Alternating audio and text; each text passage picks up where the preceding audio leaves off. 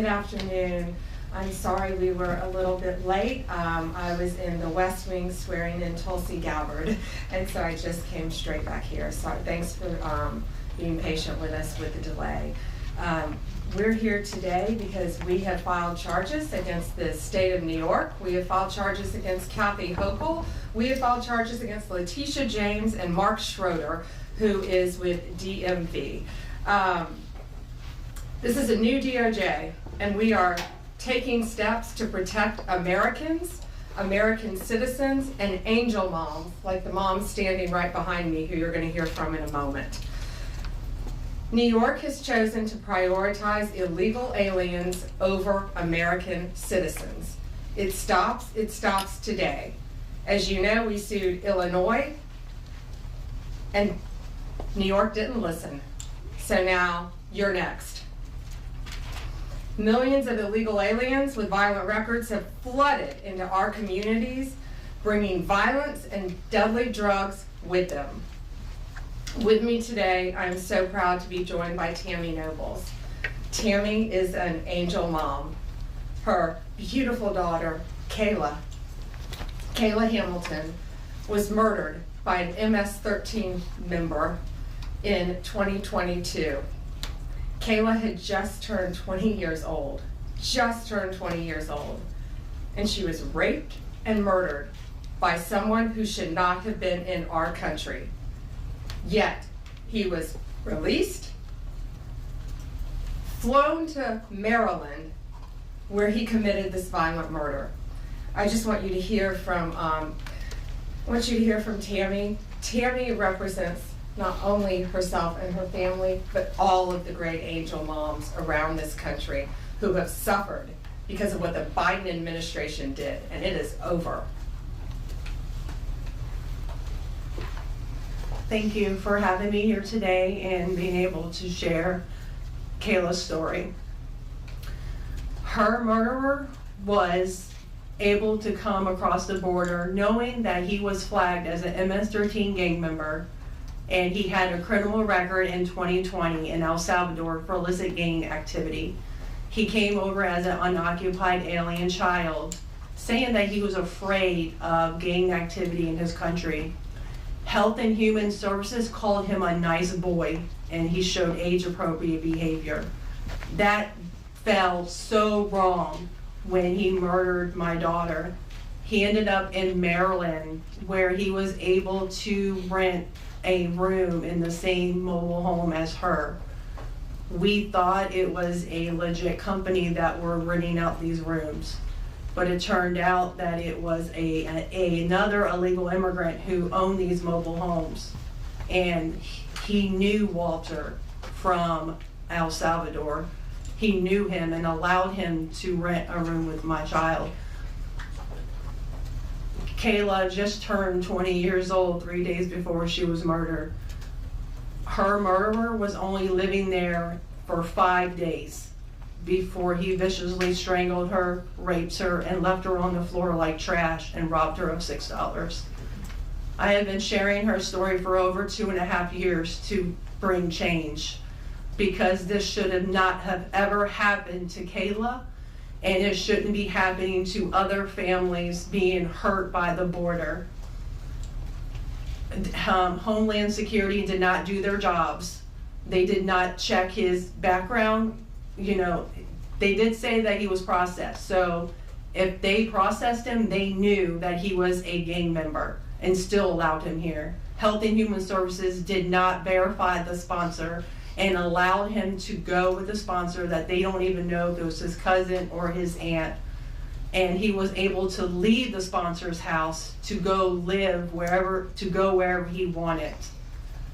And I am going to continue sharing Kayla's story to help save others and to bring awareness of what was happening under the Biden-Harris administration. And I'm so thankful for Pam having me here today, and I'm so thankful for the opportunities I got from Trump and any other platform, people who allowed me to share her story, because this is going to end.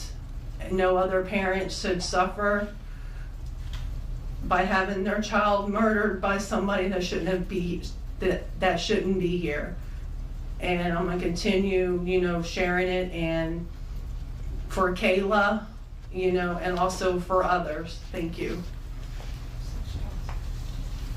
And it's my understanding that he also admitted to other murders, correct? Multiple murders. He wrote a letter, and it was intercepted in jail, that he committed 4 murders and 2 rapes.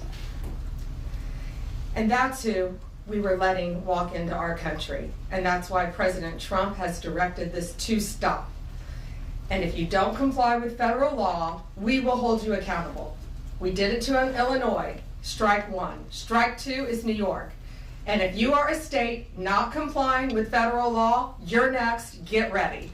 And the great men and women of law enforcement are standing behind me today. We have FBI, DEA, ATF agents. They put their lives on the line every single day to protect us. And what New York has, they have green light laws, meaning they're giving a green light to any illegal alien in New York, where law enforcement officers cannot check their identity if they pull them over. Law enforcement officers do not have access to their background. And if these great men and women pull over someone and don't have access to their background, they have no idea who they're dealing with. And it puts their lives on the line every single day. Violent criminals, gang members, drug traffickers, human smugglers will no longer terrorize the American people. And that is why we are here today. You will be held accountable if you do not follow federal law. It's over, it ends, and we're coming after you. Questions? We have time for a few questions. David Spott with Fox News. Madam Attorney General, thank you and welcome to the Justice Department. Thank you. I have a quick on-topic and a quick off-topic Sure. question. On-topic, in your executive order or in your orders on the first day you were here, you talked about working with the Justice Department, or these sanctuary cities, as you say, will be Yes. punished. Today you're putting people on notice. Right now, we're just lawsuits. Is this going to go further? What kind of punishment are we talking about? Is there any grounds to charge individuals, charge politicians? How far is this going to go? Well, we're going to see what they do next, David. We have sued them all. We've personally sued the governor, the Attorney General, Letitia James, and Mark Schroeder with DMV because he has the green light laws. So what they have to do, they have to start complying with federal law. If they don't, we're going to appeal it, and we will win. They have to comply with federal law. Did you have a second question? I did have a second off-topic question in this regard. The judiciary today, Elon Musk, who has enormous influence in the Trump administration, posted on X, quote, "There needs to be an immediate wave of judicial impeachments, not just one." As the Attorney General of the United States, how do you respond to that? Shouldn't the process work out in the courts before we talk about judicial impeachments? I mean, these are just TROs now at this time. Shouldn't these just play out? Yeah, I haven't seen Elon Musk tweet. He is a friend of mine. He is a great man. I think he's very frustrated with what's happening in our federal government. You know, at USAID alone, they're giving out billions of dollars that should not be distributed. We're going to back him up. You know, we work our whole lives in this country, and we all pay taxes in this country. And for people to find out that $2 million is going to Guatemala for sex changes is outrageous. And we're going to back up Elon Musk every way we can. That includes lawsuits against these people who are doing that, and we will be successful. Do you have concerns about judicial impeachments?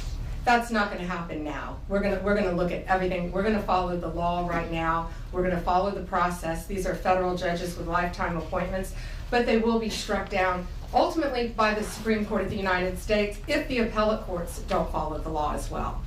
Alana Richard with the AB. Hi. Hi. I also have an on-topic and an off-topic. Sure. First of all, can you just briefly walk us through what the legal claims are you're making in this lawsuit? Yeah, absolutely. So the green light laws are that, this is what the green light law says. It's a green light to illegal immigration, which says they can comply. That law is unconstitutional. They can't do that.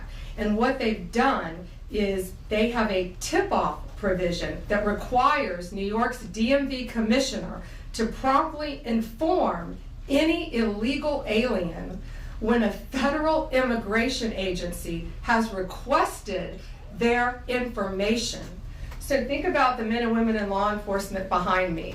That's basically, that's not basic, it's tipping off an illegal alien, and it's unconstitutional. And that's why we filed this lawsuit, and that's why we charge Mark Schroeder too, because he runs DMV. Oh, I'm sorry, you had a second question. Yeah, my off-topic question. I wanted to ask about Mayor Eric Yes. Adams' case. As of at least a few moments ago, SDNY still has not dropped that case.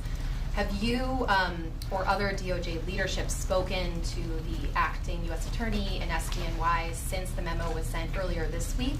And what will you do if she refuses to drop the case? I have not spoken to her. I know our acting DAG, Emil Bove, has spoken to her, and Chad Mizell may have spoken to her, but that case should be dropped. It was done at the directive of Emil, so that case should be dropped. I did not know that it had not been dropped yet, but I will certainly look into that. Reagan, Daily Caller. Hi, how are you?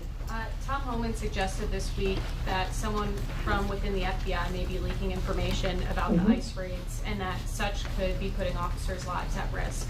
Has the DOJ gotten any closer to determining if these leaks are coming from within the FBI?